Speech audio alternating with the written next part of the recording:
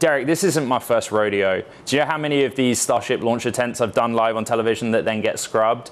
But what I was saying there about the Starlink test component, V3 on Starlink, the much bigger picture, that the reason we pay such close attention to whether Starship can be rapidly reusable and operable is that future business line at SpaceX, you worked on the one that's happening right now, it needs Starship to work. Just give us that broader context. Yeah, so I think the key thing here is that all of these V3 spacecraft were specifically designed for Starship. Like, you can't go back to launch one of these new satellites on a Falcon 9. And so, yeah, you're absolutely right. Space is hard, and you really need Starship to unlock V3.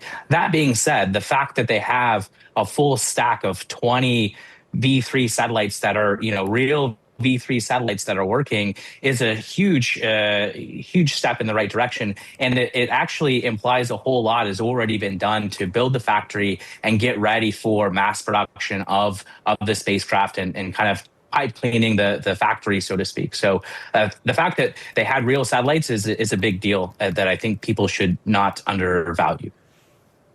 Just to remind anyone that's tuning into Bloomberg Television's coverage, right down to the wire, but SpaceX is scrubbing this 13th test flight of Starship today, Thursday in the United States, Friday in Asia.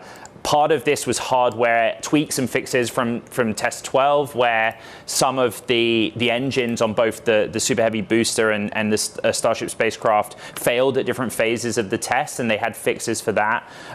Derek, just reflect on your time at SpaceX, what you were working on, and how far that Starlink business has come, right? The scale of the constellation's known, but actually, it's always astonishing how much of a commercial success Starlink became so quickly.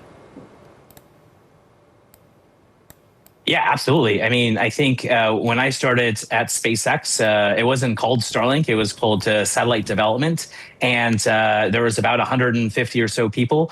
I think now there's close to 3,000 people working on Starlink. So dramatic growth, dramatic improvement. I think another fun fact is that it got to organically over $1 billion in revenue, faster than anyone else before. I think the first organically growth revenue stream was Inmarsat, and it took them about 30 years to get there. So the fact that SpaceX did it with Starlink alone in just a handful of years, I think, is a huge testament to how real this market is and how far SpaceX is in this broadband market. Derek, that being said, you look at the way the stock is performing, as Ed has outlined, maybe this might be algos exacerbating the moves as well. But investors are having doubts about, whether there is conviction in this value of the company. Remind us the long-term potential that you see in SpaceX. Absolutely. I mean, I think you see SpaceX moving in. I think maybe one way to frame it is just the way that SpaceX has historically compounded their technology to create unlocks. So you had Falcon 9 reusability that really unlocked Starlink. And then now you have Starship that's going to unlock Starlink V3, but also is going to unlock in-space compute and data centers and more technologies. And I think the other fun, interesting note is that the revenue generation that we're seeing in just the Starlink aspect of SpaceX right now, back when I started at SpaceX, Elon was talking about it being a $30 billion kind of market sort of thing. And so here we are already seeing the TAM for connectivity is outlined in their S1 as like $1.6 trillion or so. So the market is growing because of the technology and how advanced it is. And so that shouldn't be discounted in the future, I think. Can you talk to us about the sort of culture behind the engineering at the company? There's been some talk about how when it came to the Falcon, there was, testing and failures, and that helped to lead to its success. But when it comes to the Starship, because of how massive, how expensive it is, there is some skepticism that an approach like this would work as well. Yeah, that's a super interesting question. And I think just the fact that SpaceX's approach is all about building things quickly and getting that proof point and iterating and getting that feedback, I think is the right approach. I think you're absolutely right that Starship is applying that to a massive scale.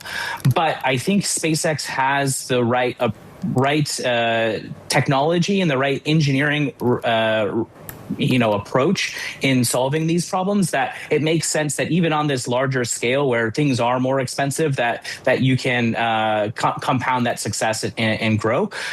We saw it on Starlink in the early days. We were trying to mass produce the V.9 constellation and figure out how to do that, and we were able to iterate quickly and apply our engineering rigor as such. But then as we got the constellation growing and the impacts of the decisions that we're making were not just on two Tin prototype satellites, but on a whole constellation of thousands and thousands. And so, sure, the decisions have more impact, but that approach lets you iterate more quickly and get to the results faster.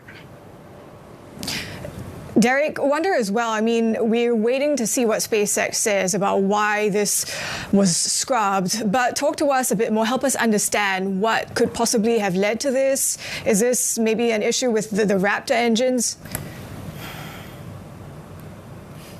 I mean, I'm definitely not a rocket person at all. I'm an RF nerd for sure. But usually in my experience, these are just SpaceX has a whole lot of telemetry that they're looking at, and the engineers and really the computer systems, autonomous systems, flag something as being anomalous and wanting to check out. And so in these early days, things tend to be more conservative. There's a lot more scrutiny going on, and all the data set points are such that you are just more cautious and more conservative. And as you noted earlier, these iterations are expensive. It's a large capital investment doing any one of these tests, and so you want to have the highest probability of success for sure. But that doesn't mean that you're going to take risks needlessly.